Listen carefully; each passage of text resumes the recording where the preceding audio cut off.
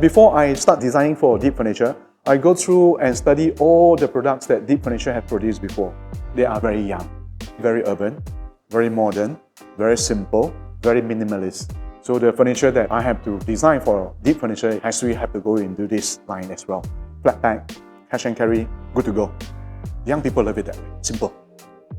My design series consists of coffee table, a side table, and a small little stool.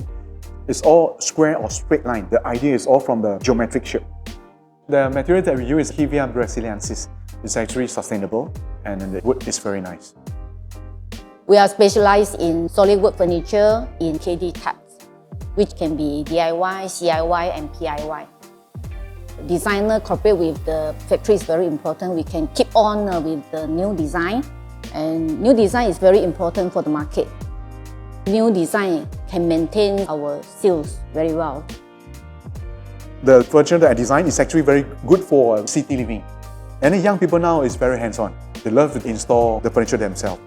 So you open the box, then you assemble one by one the leg, all those things, screw in. They're not making their own furniture, but they assemble the furniture themselves. I think this program is very good.